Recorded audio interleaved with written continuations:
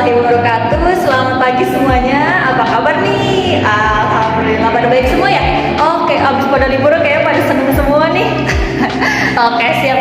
Sebelum kita mempelajari materi pada hari ini, kita lebih baik berdoa terlebih dahulu agar dipermudah untuk memahami dan mempelajari materi pada hari ini yang akan Ibu berikan. Oke, seperti itu. Oke, tolong Gigi dipimpin ya doanya. Oke, siap kalau kayak gitu. Oke, baik.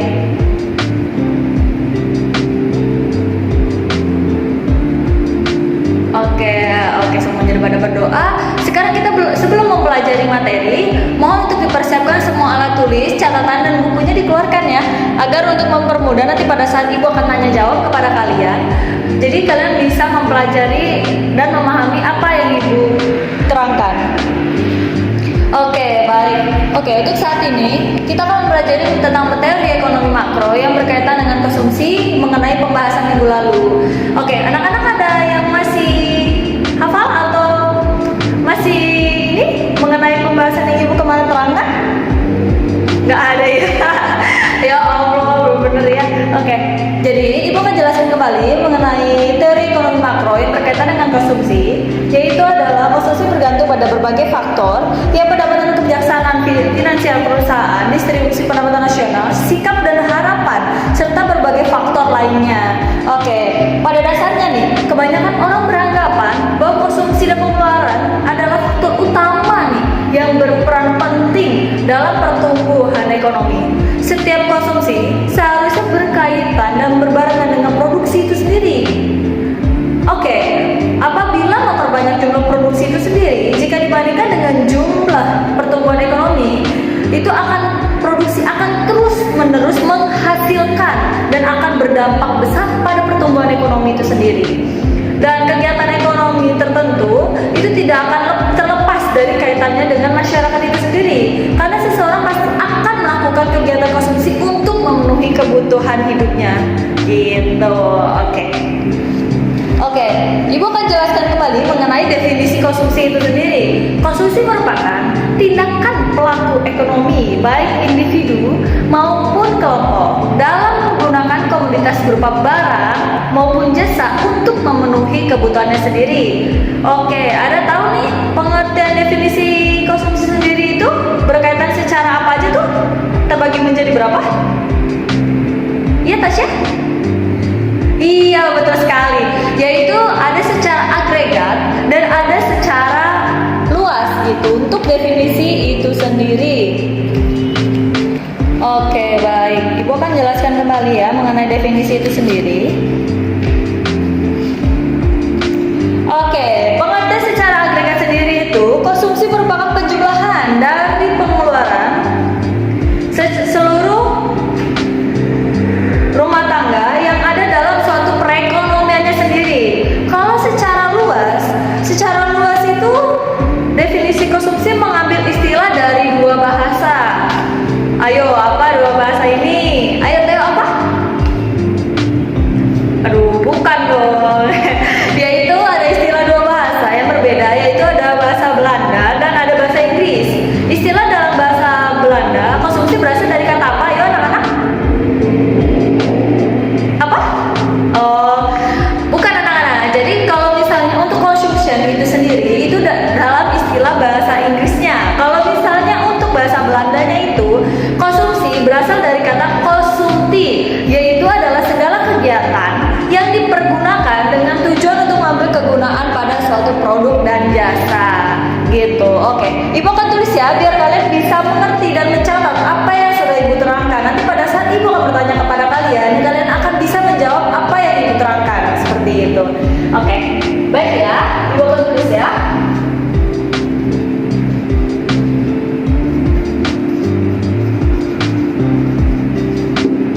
Terbagi menjadi dua pengertian, yaitu apa tadi anak-anak? Yaitu secara luas dan ada secara agregat gitu. Tadi secara luas definisi itu berasal mengambil dari istilah berapa tadi? Oke, dua bahasa, yaitu ada bahasa Belanda dan ada bahasa Inggris.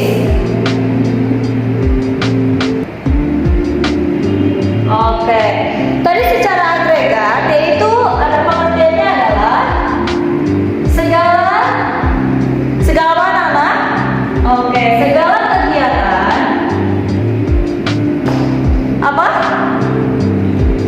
Yang dipergunakan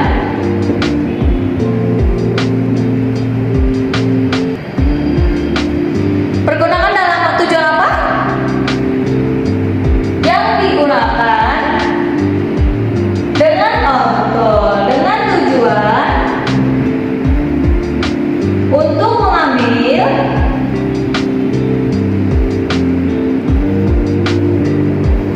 apa?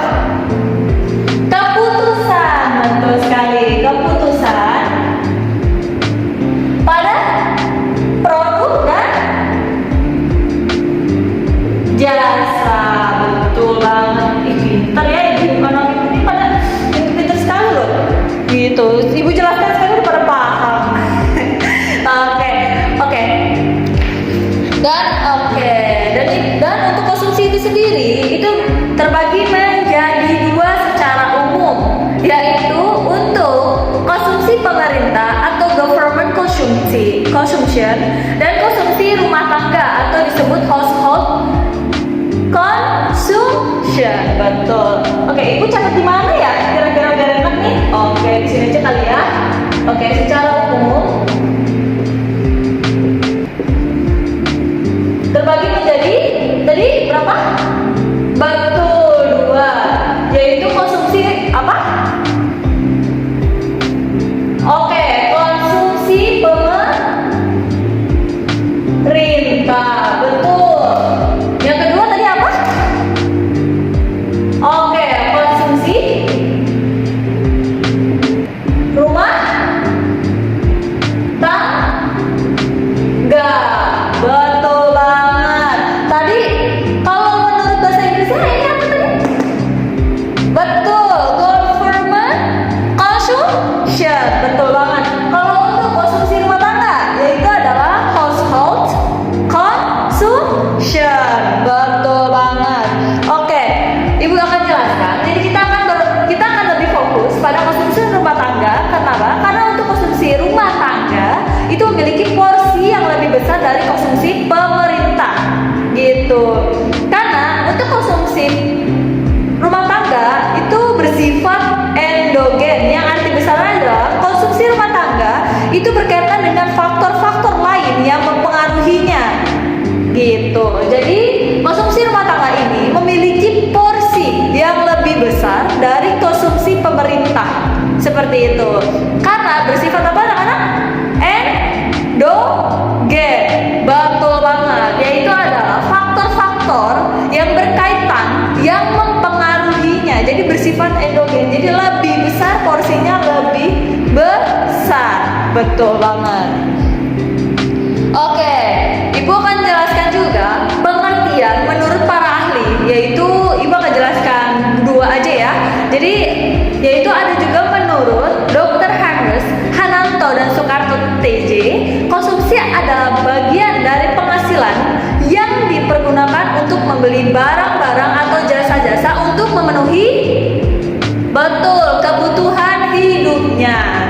Dan ada juga yaitu menurut Albert C. Myers, yaitu konsumsi adalah penggunaan barang-barang dan jasa yang langsung dan terakhir guna memenuhi kebutuhan hidup manusia. Betul. Oh iya, ada juga nih menurut ilmu ekonomi, yaitu konsumsi adalah setiap kegiatan untuk memanfaatkan dan menghabiskan kebutuhan demi menjaga kelangsungan hidup manusia tersebut. Seperti itu. Oke, kira-kira nih ibu akan membahas mengenai faktor-faktor yang mempengaruhi ekonomi. Aduh, gimana ya penghapusannya ya? Oke lah, kalau kayak gitu coba nanti ibu itu dulu ya. Oke, untuk pembahasan selanjutnya kita akan mempelajari mengenai faktor-faktor yang apa saja sih mempengaruhi ekonomi tersebut. Oke, ibu akan hapus terlebih dahulu daripada dicatat atau belum nih? Ayo, daripada dicatat belum nih. Nanti kalau belum dicatat ibu tanya pada nggak tahu nih. Udah ya? Oke, kalau kayak gitu nanti sekretarisnya boleh dicatat ya. Nanti diberikan kepada teman-temannya. Oke, ibu hapus ya.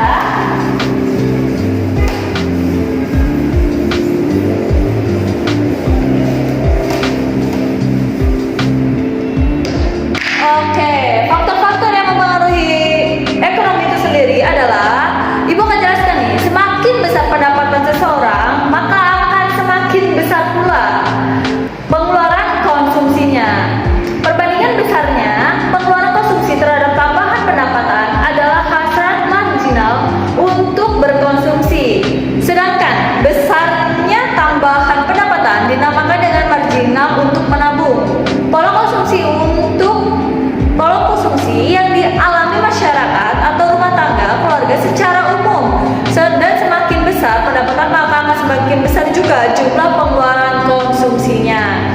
Jadi nih, semakin besarnya pendapatan kita, maka semakin ada saja nih yang ingin kita beli, yang ingin kita konsumsi seperti itu. Maka anggapan semakin besar pendapatan dan semakin besarnya juga meningkatnya pola pengeluaran konsumsi, itu adalah berkaitan seperti itu.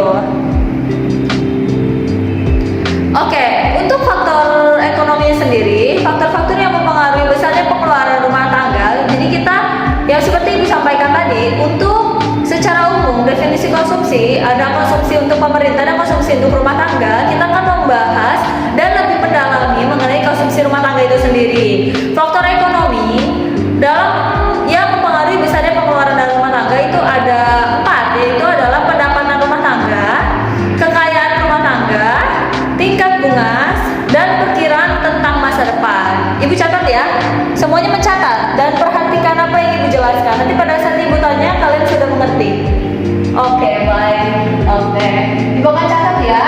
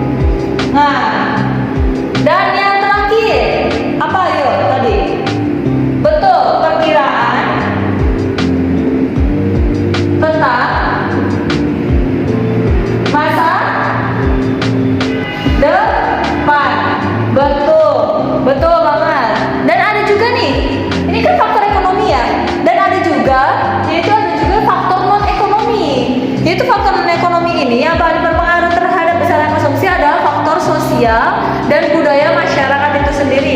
Misalkan berubahnya pola kebiasaan makan, perubahan etika dan tata nilai karena ingin meniru kelompok atau masyarakat lain yang dianggap lebih hebat dan lebih ideal. Seperti itu. Seperti kita melihat konsumsi orang barat, maka kita akan mengikuti dan meniru kelompok tersebut yang dianggap lebih hebat, lebih baik, lebih ideal di mata kita. Seperti itu. Dan ada juga faktor demografi. Faktor demografi ini terbagi menjadi 2, yaitu jumlah penduduk dan komposisi penduduk tersebut. Seperti itu. Oke, sebenarnya kalian tahu nggak sih yang Ibu jelaskan ini fungsi konsumsi itu sendiri untuk apa sih? Atau fungsi konsumsi itu apa gitu? Masih belum paham ya? Oke, ini jelaskan lagi ya. Untuk fungsi konsumsi adalah suatu kurva yang menggambarkan sifat hubungan di antara tingkat konsumsi rumah tangga dan perekonomian dengan pendapatan nasional atau pendapatan disposable, itu perekonomian tersebut. Fungsi konsumsi itu juga mempunyai rumus, yaitu rumus. Saya akan jelaskan lagi untuk rumusnya. Ini Ibu hapus, sudah pada mencatat? Sudah ya, nanti sekretarisnya boleh dicatat, nanti bagikan ke teman-temannya, tidak apa-apa gitu. Soalnya untuk ujian kita sudah semakin dekat, jadi Ibu akan mengulangi pembahasan mengenai konsumsi ini. Ini akan masuk ke dalam ujian tersebut, seperti itu. Ya, oke, baik. Ibu hapus ya. Tadi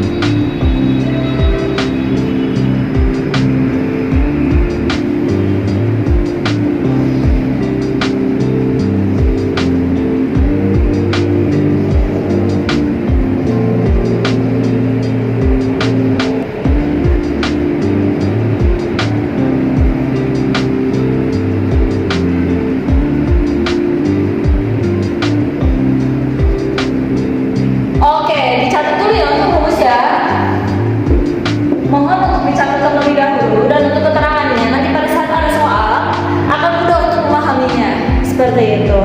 Oke, dicatat terlebih dahulu ya. Oke, Tasya sudah dicatat ya? Oke, baik, Ibu hapus kembali ya. Kita akan melanjutkan untuk pembahasan selanjutnya.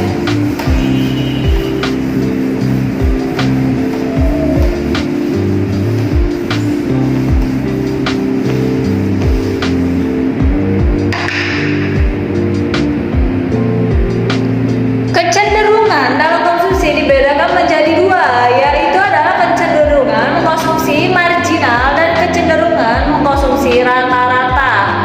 Untuk yang marginal itu ada rumusnya kembali nih teman-teman. Ini coba Ibu akan catat kembali ya. Ada yang marginal dan rata. Betul. Oke, untuk marginal sendiri itu rumusnya yaitu MPC sama dengan delta C dibagi delta YD. Oke, untuk rata-rata sendiri yaitu ABC sama dengan C dibagi YD. Oke, untuk MPC sendiri ini adalah kecolongan konsumsi marginal. Dan untuk delta C ini adalah perubahan konsumsi. Dan untuk delta YD ini adalah perubahan pendapatan.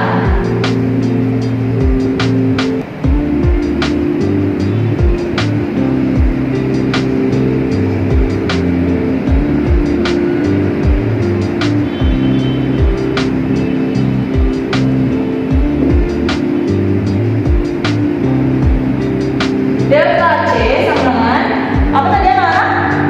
Perubahan betul, konsumsi. Dan untuk delta YD sendiri itu yaitu perubahan pendapatan. Betul. Nah, oke, kita beralih dengan untuk rumus rata-rata. APC itu yaitu adalah konsumsi rata-rata. Dan untuk C sendiri, C adalah tingkat konsumsi. Dan untuk YD adalah besarnya pendapatan disposable. Oke, dicatat kembali ya.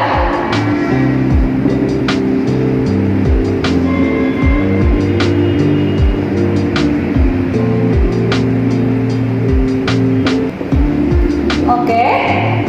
Dan untuk C tadi apa C ya? Tingkat konsumsi. Dan untuk YD sendiri tadi pengertian apa nama? Besarnya pendapatan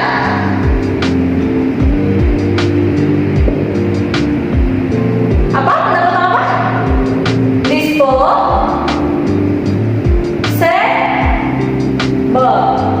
Betul. Oke, dicatat terlebih dahulu ya.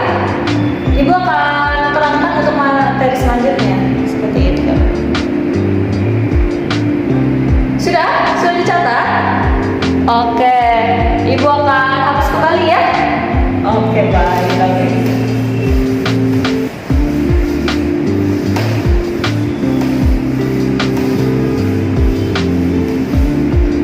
Oke, untuk materi selanjutnya Ibu akan membahas mengenai hubungan konsumsi dengan pendapatan nasional. Hal tersebut kita dapat pahami dan pelajari pada teori konsumsi Keynes yang menyatakan bahwa pengeluaran seseorang untuk konsumsi dan tabungan dipengaruhi pendapatan orang tersebut.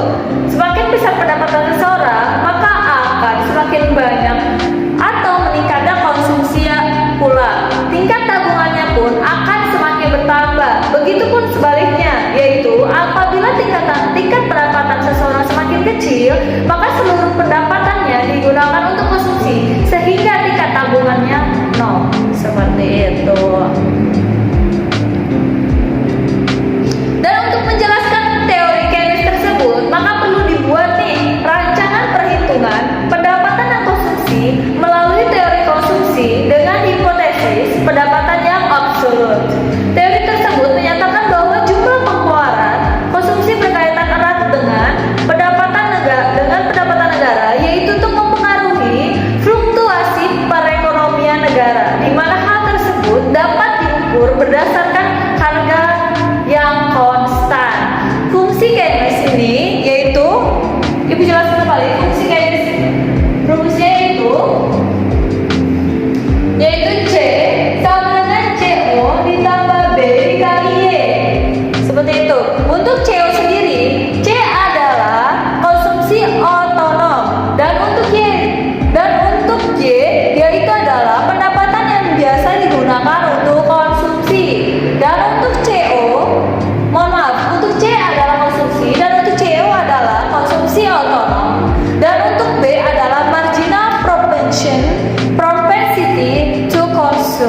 Seperti itu.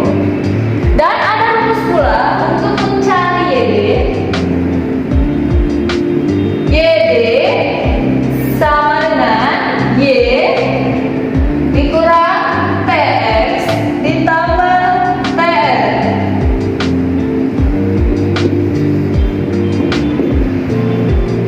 Gitu. Dimana TX adalah pajak dan TR adalah subsidi atau transfer. Dari rumus tersebut dapat diperoleh rata-rata konsumsi, yaitu perbandingan jumlah konsumsi dibandingkan dengan pendapatan.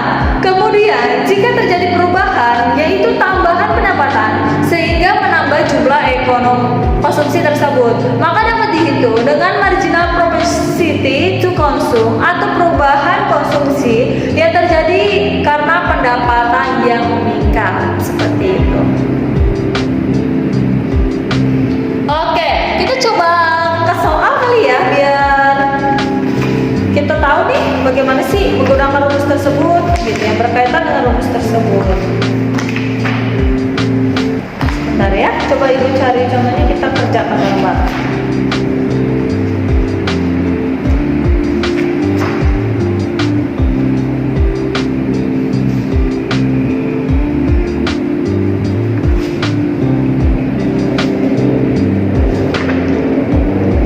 Coba nih kita ada satu soal nih. Ibu akan bacakan. Maaf, ini ibu hapus terlebih dahulu ya. Ini sudah pada mencatat atau belum ya? Sudah. Oke, baik. Ibu catat ya. Dan untuk keterangan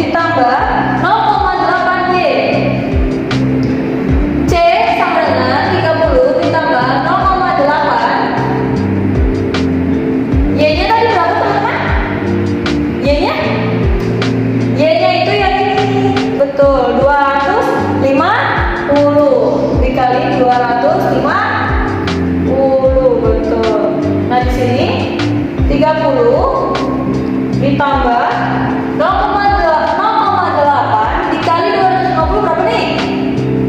Ayo ada yang bisa menjawab? Betul, 200. Oke, ini jadi berapa nih? Jadi 230. Jadi maka besarnya konsumsi atau C yaitu 230.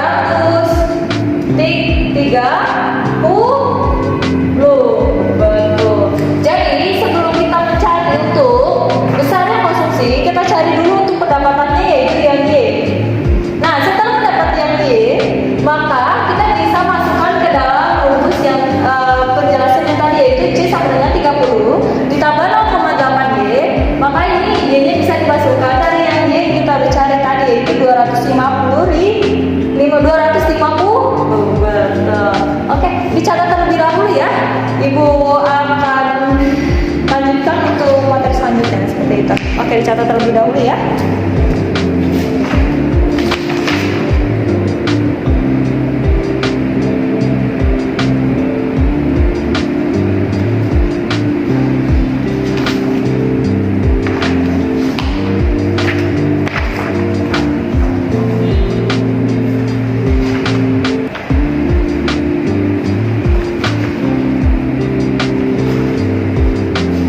Oke, sudah dicatat?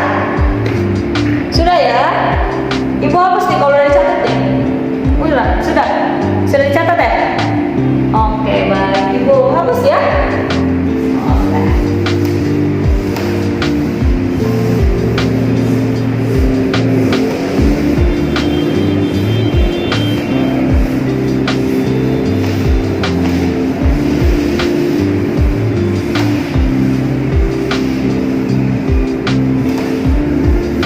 Oke. Oke, kita ini lagi ya. Ibu akan tanya kembali nih. Tadi untuk secara umum, kok dari definisi konsumsi itu terbagi menjadi dua. Tadi apa saja? Tasya? Betul, yaitu ada konsumsi pemerintah atau government consumption dan ada untuk konsumsi rumah tangga atau household consumption. Seperti itu. Oke, tadi untuk definisinya juga terbagi menjadi dua untuk pengertiannya itu secara apa? Secara agregat dan secara luas, betul. Untuk secara luas tadi, untuk konsumsi itu dapat istilah dari bahasa apa aja nih tadi nih? Yang Ibu tadi sudah jelaskan dan Ibu sudah terangkan di papan tulis. Gitu. Betul, bahasa Belanda dan bahasa Inggris. Kalau untuk bahasa Belanda itu konsumsi berasal dari kata apa tadi? Konsumsi, betul. Kalau untuk bahasa Inggris itu konsumsi berasal dari bahasa consumption, betul. Tadi untuk faktor yang mempengaruhi pengeluaran besarnya konsumsi rumah tangga itu terbagi menjadi tiga, yaitu faktor apa aja tadi? Faktor ekonomi. Yang kedua faktor non ekonomi, betul. Yang ketiga adalah faktor demografi. Untuk faktor demografi ini terbagi menjadi dua, apa saja? Coba jelaskan kembali. Betul, yaitu adalah jumlah penduduk dan komposisi penduduk. Dan untuk tadi nih, yang untuk faktor ekonomi itu terbagi menjadi 4. Apa aja tadi? Masa lupa Ibu jelaskan? Baru saja loh tadi Ibu menjelaskan untuk hal tersebut. Yaitu pertama, pendapatan rumah tangga.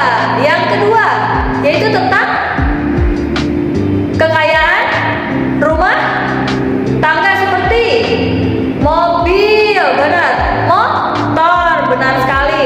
Yang ketiga ada tingkat bunga, betul. Yang terakhir adalah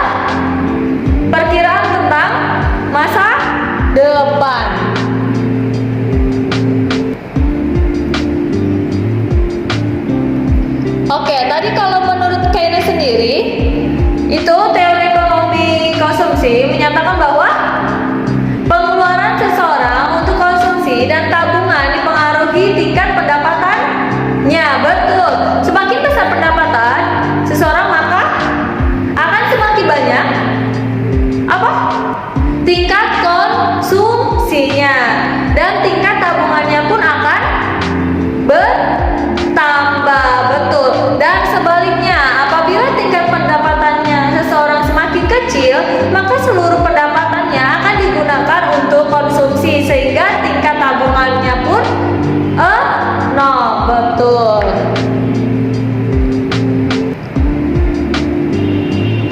Oke, untuk kesimpulan pada hari ini, teori konsumsi adalah teori untuk mempelajari bagaimana manusia atau konsumen untuk memenuhi kebutuhannya dengan pembelian atau penggunaan barang dan jasa, sedangkan pelaku konsumen adalah bagaimana ia memutuskan berapa jumlah barang dan jasa yang akan dibelinya dalam berbagai situasi.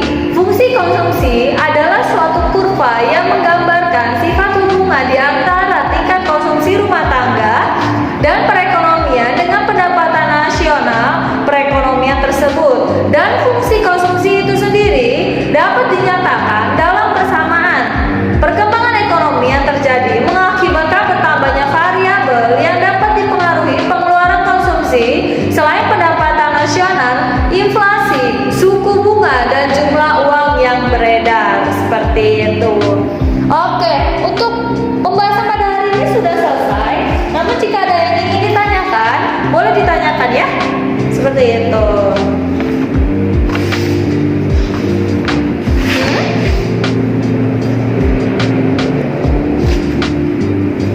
Sebenarnya membahas konsumsi ini sangat penting, gitu. Jadi fungsi konsumsi ini digunakan untuk menganalisis ekonomi dalam jangka panjang maupun jangka pendek dalam suatu negara tersebut. Seperti itu. Jadi kenapa dalam membahas ekonomi ini, mengenai konsumsi ini sangatlah penting gitu.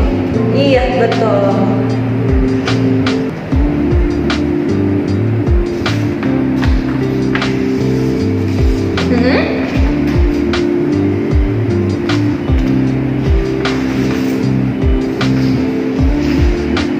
Oke, tadi kan ada untuk secara umum ada konsumsi pemerintah dan ada untuk konsumsi rumah tangga ya. Kenapa kita lebih menekankan pada konsumsi rumah tangga itu sendiri? Itu ada beberapa alasan. Yang tadi Ibu sudah jelaskan adalah konsumsi rumah tangga memiliki porsi yang lebih tinggi dan besar dari konsumsi pemerintah sendiri. Seperti itu. Dan ada juga yaitu tadi juga konsumsi bersifat endogen, dalam arti besar konsumsi rumah tangga berkaitan erat dengan faktor-faktor yang mempengaruhinya. Seperti itu. Yang ketiga, itu perkembangan masyarakat begitu cepat menyebabkan perilaku konsumsi juga berubah cepat sehingga pembahasan konsumsi rumah tangga akan tetap relevan. Seperti itu. Nah, itu alasannya kenapa kita pada saat pembahasan konsumsi lebih menekankan pada konsumsi rumah tangga seperti itu. Gitu. Iya. Betul. Betul banget. Iya. Ada lagi yang ditanyakan? Betul, tadi ada 4 faktor ekonomi ya. Betul, dalam pengeluaran, betul banget. Ada untuk pendapatan rumah tangga.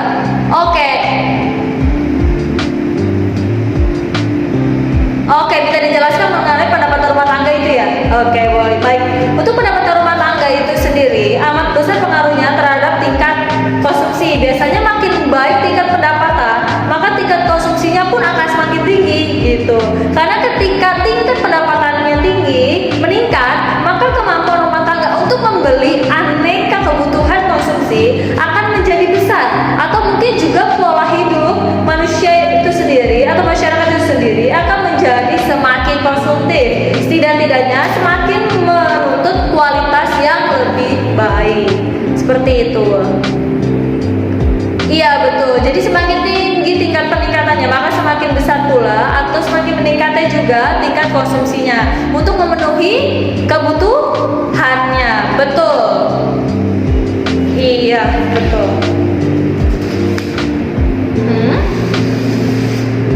Betul, tadi ada faktor demografi, yaitu ada untuk jumlah penduduk dan ada untuk komposisi penduduk tersebut. Nah, pengaruh untuk komposisi penduduk tersebut itu terhadap tingkat konsumsi itu ada yang pertama ada makin banyaknya penduduk yang berusia kerja tua, produktif 15 sampai 64 tahun, maka besar tingkat konsumsi, besar makin banyak penduduk yang bekerja, penghasilan juga semakin besar.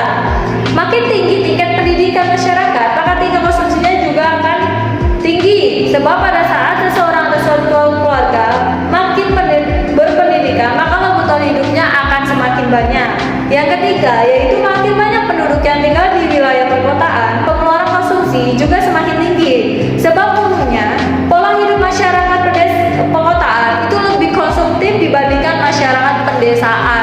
seperti itu.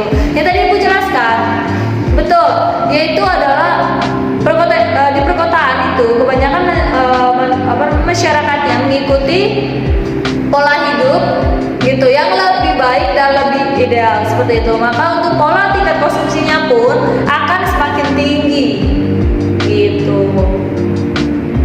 Betul, betul.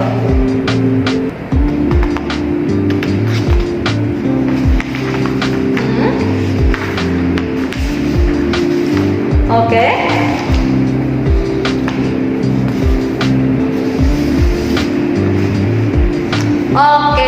Oke, ada pertanyaan lagi? Sudah jelas untuk pembahasan pada hari ini? Kita untuk ujiannya semakin dekat seperti itu. Jadi jika ada yang pertanyaan, ada mungkin yang masih kurang jelas atau yang ada yang ingin ditanyakan kembali, mungkin bisa ditanyakan lagi gitu. Iya, nggak apa-apa kok, ditanya aja. Iya, nanti gua akan bantu jelaskan seperti itu. Oke. Sudah dicatat ya untuk pembahasan pada hari ini? Sudah dicatat. Bagus. Oke, kalau kayak gitu. Oke, Ibu sudahi ya untuk pertemuan pada hari ini. Nanti kita ketemu lagi kok di minggu depan. Nanti kalau misalnya ada yang masih kurang jelas, mungkin ada pertanyaan setelah pelajaran Ibu, nanti boleh ditanyakan lagi untuk di minggu depan ya. Gitu. Nanti Ibu akan bantu jelaskan. Iya, betul. Oke, siap. Kalau kayak gitu.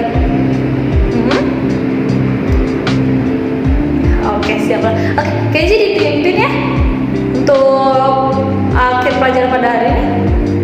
Iya. Oke, baik. Sama-sama Nana. Waalaikumsalam. Selamat pagi.